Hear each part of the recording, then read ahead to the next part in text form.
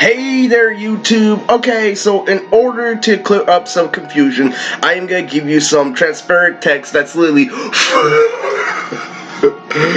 not just playing, but literally just to make sure that you get everyone is, good, everybody, is chill, everybody is up to date with what's going on. This is a heavy Nonz video, so this is a video, showing you that I do have, consent, from several females, just, literally to let you know I was literally somewhat paranoid of dropping that last video, but, in actuality, this is showing consent that I have, dating experience, that dating is a thing I do with dating is something I incorporate on my channel, but this is actually something I really didn't want to make that description, but just to keep things safe, let me get into the, the real spicy, the juicy, the real good part. This is an 8th grade video that really revolves around Nonz.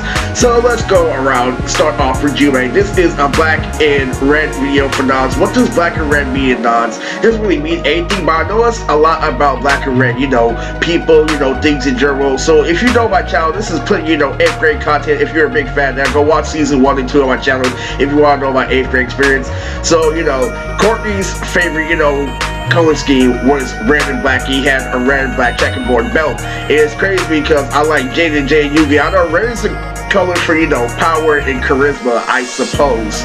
And I know it's a whole lot, but it's also like controlling, like, certain certitude, a certain amount of strictness comes with, being red. Like, red really in self-restraint, specifically, to keep charisma. It could be for a good reason, me, really. So what happened is, when I figured out a whole lot of things that go with red, this isn't really freaking Jume, all the red news and Nonz. This isn't Flyer Man, but, this is definitely the reason why, things are the way they are. This is Jume's story with Anti-Zero Lily. She used to go out with Anti-Zero. It was based off a story that by Lily, one of my other mothers, Lily, one of my stepmothers at the group home. Her name was Leslie, and Leslie's gonna get a whole video for season 3. And Leslie was fucking crazy. I told you not to do that. It was crazy as hell because Lily so fucking. I was over at her house like, what's wrong with this kid? And he's like, oh, he lets this kid crack on. Fuck, I'm trying to criticize this, but he's hella fucking smart. It's like this stupid. It's hella fucking funny and shit. But anyway, Leslie showed me this one thing because I was struggling, and see, Lily, she showed me this audio of this little girl, like Lily, freaking like a 3rd grade, like Lily 7 or something. Lily reading a book on the plane, and this guy's trying to go up to her, and this grown-ass man wearing glasses, Lily, trying to have a conversation with the girl and shit, and the girl, Lily, she's like, hey, let's do this recording, and so Lily, the girl, Lily, so Jume, this scene where Jume, she met Anti-Zero on the plane, if you actually know the canon story, so that in Anti-Zero trying to hit on Jume on the gang, and Anti-Zero used to be a part of the gang, but then he ended up a hero, and he ended up working for the Federation, so, he's kind of like, if you don't know who Anti-Zero is kind of like a Deadpool, kind of like, he's hella smart, a very, really resourceful member of the Federation, a very, very good member of the Federation, really, so, go watch the Valentine special, it's filled, with action, and he's a really, really crafty fighter, but he has the really such a leg complex to him, in contrast to Lily, his subordinate, Giovanni, who's completely badass, and like, so it's crazy. So Lily, Leslie told me the story, Lily, that she sent me on Facebook, like, I sent you a recording on Facebook, Lily, so she played it, and she's all like, Lily, so the girl goes into detail about, like, Lily, she's like, Lily, he's like, well, God says that you're do this and that as long as you can have, this thing, where you do some work, and then not to forget this part, but he was Lily trying to persuade the girl, Lily on that little pedal shit, that grown man was trying to talk to her pedal, that little girl on the plane, and Lily, it was funny as fuck to me because I know that's what they do, but I'll never see it happen, so I have no fucking idea, Lily, about the stereotype society, but after I realized how gangs work, that can definitely be a possibility. I started fucking dying, Lily, because Lily, now that I'm older, I get why that holds weight, but this is funny even if you don't know about that shit, because Lily, the great thing about this is Lily, fucking, she's like, well, do you know different types of animals? And the grown man's like, yeah. It's like, do you know how ghosts, like, Lily, shit out little pebbles? How sometimes dog shits can be long? And Lily, how humans think? She's like, well, yeah, I never thought of it that way. And so Lily, she's like, so why are you trying to tell me about God when you don't know shit? Jume's character and everything and how he acts is based off that one moment.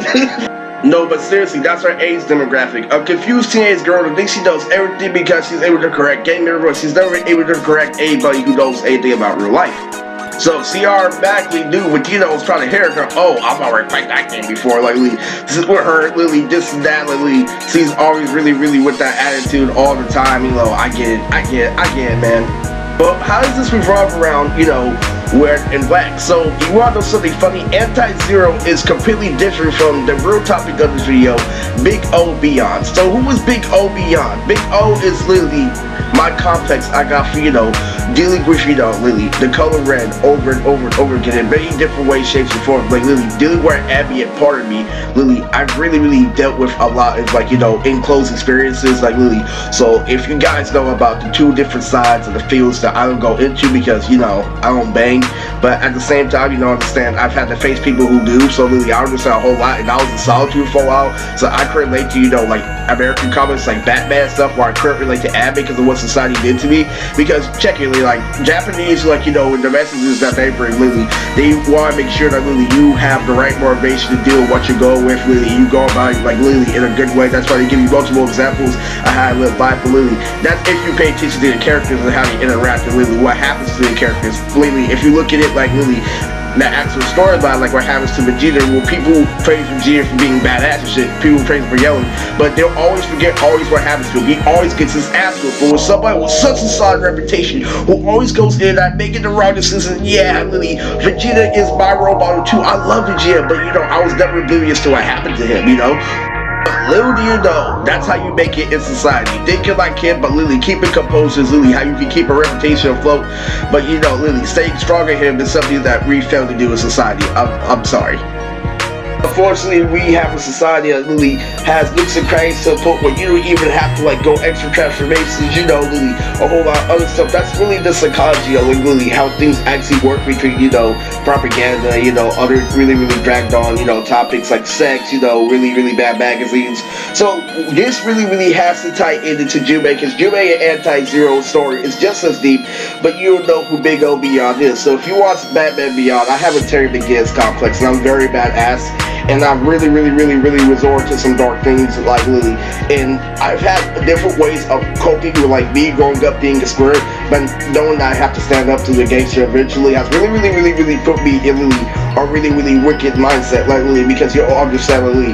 And imagine like Lily, I think like the old Bruce Wayne, like Lily, the guy with the gray hair, because of Lily, there's no competition. What happened is I grew up Lily trying to deal with competition, but I wasn't dealing with competition, I was dealing like Lily with gangs and reverse psychology and shit. So when I came back and I was dominated easily, I had a lot of my mind to like think about Lily, how people Lily kept their reputations afloat, but Lily, they decided to cop block in reality, and how I kept it to my fucking self, like Lily, this stuff. I was also very passionate about a person due to being an anime fan. I was always compassionate for people, but like Lily, while I'm dealing with people like in life and death situations, like where a gang is out to get me, like Lily, I couldn't afford to like play games, but when I did, Lily, it just made me think about so much on the inside, Lily, about every time that I could have got a girl in junior high if it wasn't for game member standards and like Lily manipulation and stuff. It made me really think about that solitude, like how much of losers all these people actually are, and why do they make me do? Why do I have to be the one to deal with all this shit? I get why the easy pass, Lily, but Lily, because I got the reward of working hard, and Lily, but I didn't get the chance to show it off. Lily, I kept it aside, and it was really horrifying. I really figured out what people stoop to. It really made me feel really dark, like Batman Beyond, sometimes Nightwing. And this really contributes to why Big O Beyond is a part of my whole solitude complex. Fuck society, like Lily. And Lily, the crazy ass shit is this, Lily. So what happened is, Lily, Big O Beyond, who is he? He's Lamimi's boss. So Lily, this is Lily.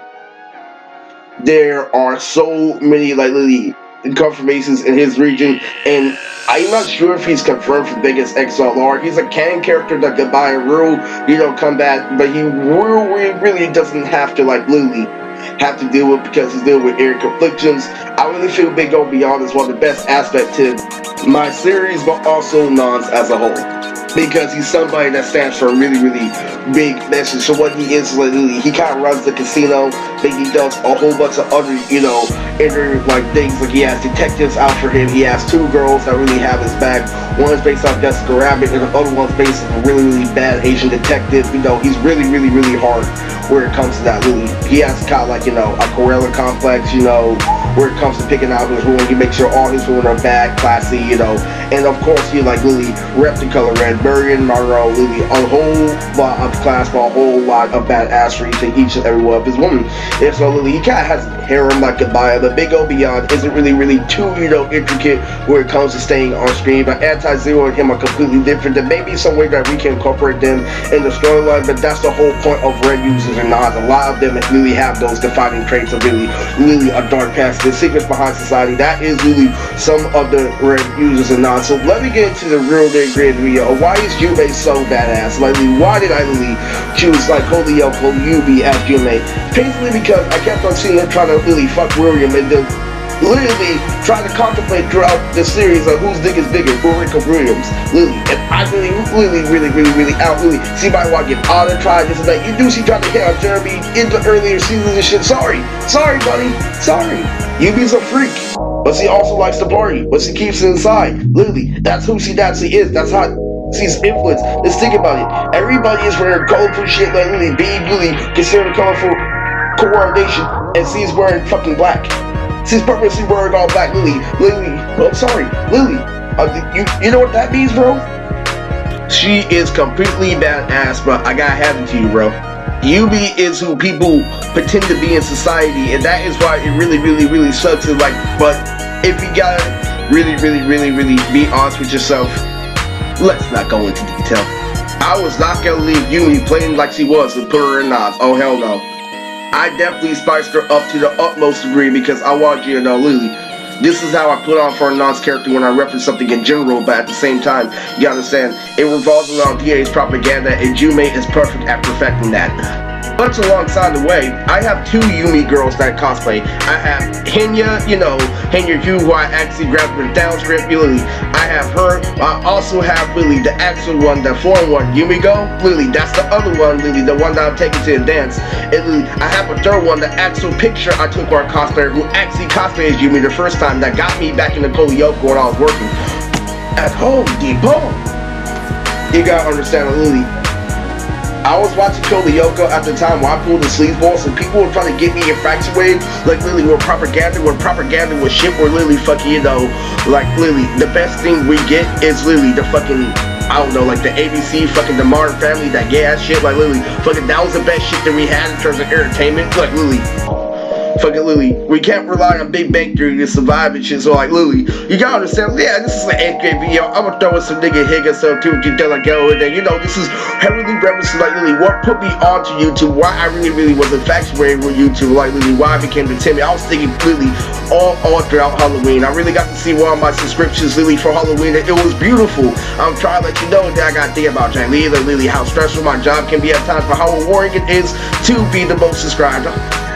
But the main point is I was watching shit like Holyoke, shit that has a really comparable script to Everybody Loves Raymond, and that's the main reason why I like Yu-Gi-Oh! GX, because the perfect comedy is like Lily, spaced out between acts, spaced out between characters. I am a fan of shows that have Lily a little variety of like Lily things that not really are everything about Lily, things that just catch your eye. Like Lily, like I like this character because of this and that, not so much of Lily like actual scripting. I used to think like that, but when I got a script, it became murder. So think about it, Lily. I was forced to like Lily deal with Lily slice of life anime because I didn't want to watch Netflix shows because they're supporting the Lisa mentality, all tits and no substance. So think about it. I was watching Holyoke when propaganda was shit, and I wrote Jume when I know everything about when propaganda was good. Do you get it? And that's why it turned out so Ranye. Now we got that out the way, we get why. So yeah, that was her prestices like Lily. I get that. I get to hit that. Sorry. But Lily, I'm doing this to help you nerds, let you know it's not Lily the first time I showed you this, guys. And Lily, this is the first statement I have to make. This is for multiple reasons. One, because I really need the dark game community and everybody to step their game up. So yes, those are mine. And you wanna know something crazy? Like Lily, there were many Yumi imitations before her, and I don't need to go into detail about what makes her special. Besides your knockers. Just like I don't need to go into detail on why I got to grab balance, aka Nerf and Pito. So let's get into the real deal nitty of this video. So like Lily, you know what's the funny thing about 8th grade? 8th grade was like, where was this at? Where was Justin at when I was in high school? Like Lily, where was Lily the Justin jokes when we were going through the 2010s, huh? Lily, how did we survive through the 2010s with no jokes when Lily used to be full of that, huh? And here we go.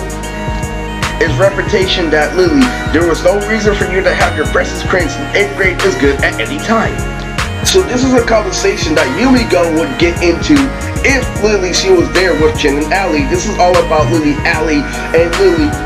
Conversations he had with Matt Bitchies. There was two Matt. There was Matt from the Boy Scout, and there was a woman, Matt Bitchy. Go back to season 1 where he had a really good punchline, but it wasn't a comeback. And you'll get more into I get into the criteria of talking shit on my channel.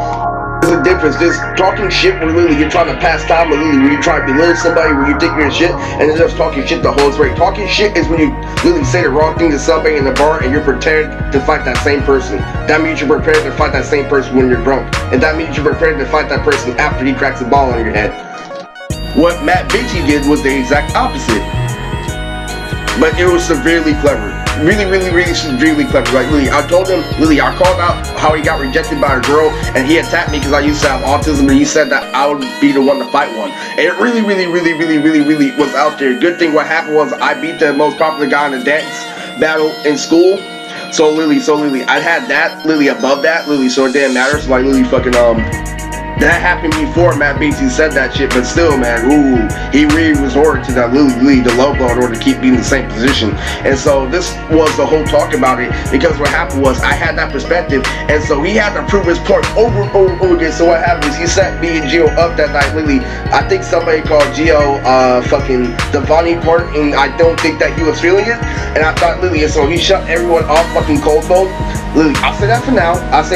Gio wants to say his piece in an interview. So anyway, Lily, so like Lily freaking, so Lily, I was trying to get attention, shit like that, so they probably gained a whole bunch of people, and so Lily, I got to Allie because I was trying over and over again, why can't I fit in by now? I already did too much and stuff like that, and Lily, I didn't know how like being fucking, you know, stupid popular works. And like anyway, fucking what happened was, this is Lily, the scene replicated the time in 8th grade where Lily Chen told Allie that I was doing a lot to fit in, and maybe I should take that into consideration, and maybe she should take that into consideration. This is what Lily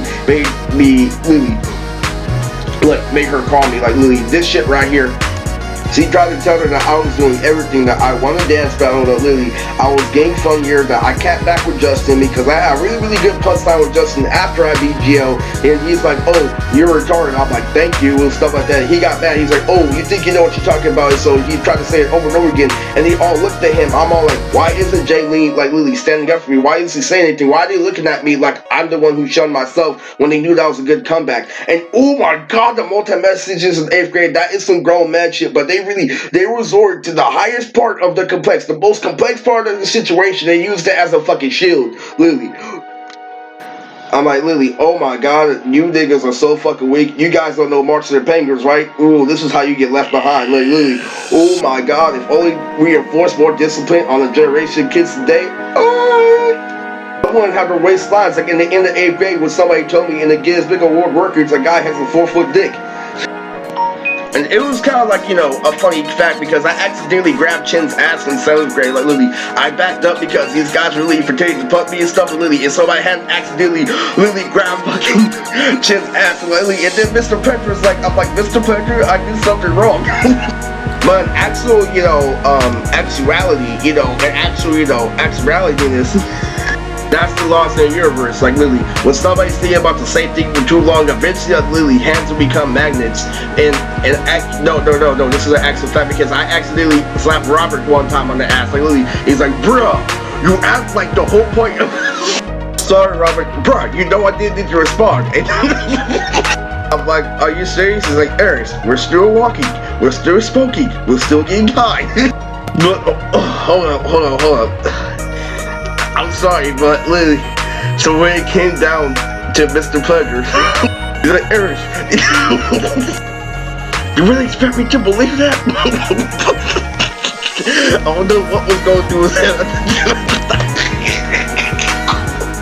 No, but seriously, she was on that shit when she was trying to tell Allie everything that I was doing in order to fit in, and then it finally came down to where she had to call me, and literally, it was matey as fuck, you know, it is crazy as fuck, you know, besides Funimation, besides Yuya, besides everything else that's, you know, great about that, like, you know, I just really had to put it out there because this was a supreme message I gotta make for you guys to let you know about Lily. One thing that Lily people try to do is like they try to like Lily fucking, you know, spoil moments, you know, fucking ruin moments, like Lily fucking, you know, somebody's making out, you throw a bucket or gravy on her hair, and I'm still gonna lick that shit off.